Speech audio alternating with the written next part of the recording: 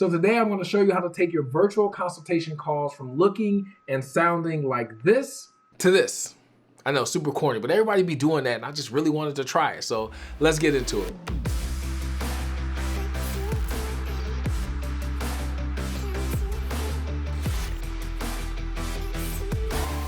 For the past 3 years, I have been doing phone calls with anyone who reaches out to JPM and wants to book for a wedding.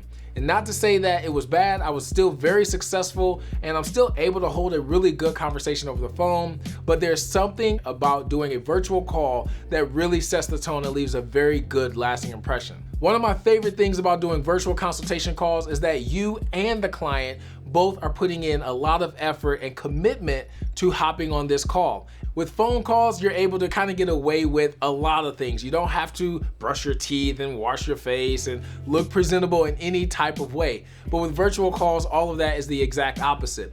You and your client are gonna put in a small investment into your time and appearance so that when you're on this call, you look presentable. And keep this in mind, I'm a filmmaker, so if you are watching this video and you're a wedding planner or you're a photographer, you may not have the same gear that I do and you don't need it. I think you could get by using any type of camera. Honestly, it doesn't have to be 4K, 1080 will work perfectly fine as long as you have some sort of camera so that you can actually use this. Let's talk about how I set my setup right now. So at the heart of my setup, I use the Elgato HD60S. This is just a capture card that allows you to plug in any HDMI compatible camera and be recognized as a webcam by your computer. I specifically like this one because if you don't have like an overhead microphone or if your camera doesn't have a mic input, the HD60S actually has a line input for audio. So you can still buy a lapel microphone from Best Buy, plug it directly into the HD60S and have really good audio. And trust me, having good audio to pair with your video will make a huge difference. It's the little details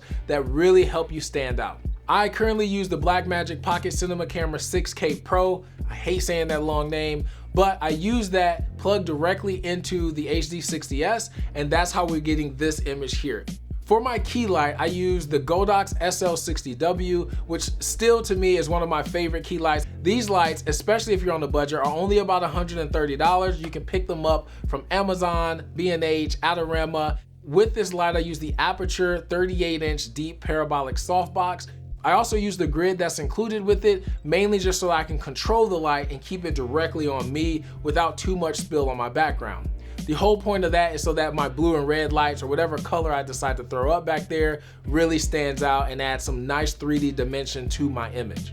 Now, a few added little tweaks that I do because my camera doesn't have great autofocus is I do use the Tilta Nucleus Nano with the controller that sits offside right here. So I'm able to pull focus and do all of that when I sit down into my spot. I can do it all right from here using my monitor to view myself. Speaking of monitor, I kind of went overkill, but we had an extra 32-inch TV lying around. So I mounted that to a TV stand that I got off Amazon for about 50 bucks. And that is essentially my monitor. I know a lot of you already know this, but I'm also making this video for anyone that's in the wedding industry that don't know a lot about cameras. Now I use Dubsado, which is very similar to like Honeybook. Essentially, I'm able to do all my client management inside this one application and even set up my consultation calls all directly through there. The cool thing about it is it links directly with Google Meet, which for me works even easier because it goes straight to my calendar, no extra steps. I can literally tap in as soon as I pull up Google, go to Google Meet, click the client's name, and I'm ready to start my consultation call. I also use an overhead shotgun mic. I use the Rode NT5. It's a short condenser microphone that really sounds amazing. That's basically all I have for my setup. It's very, very simple. The main bread and butter that you want to take away is getting a capture card so that you can use an actual camera as your webcam. Now, there are a few drawbacks that you should consider if you're deciding on going to virtual consultations.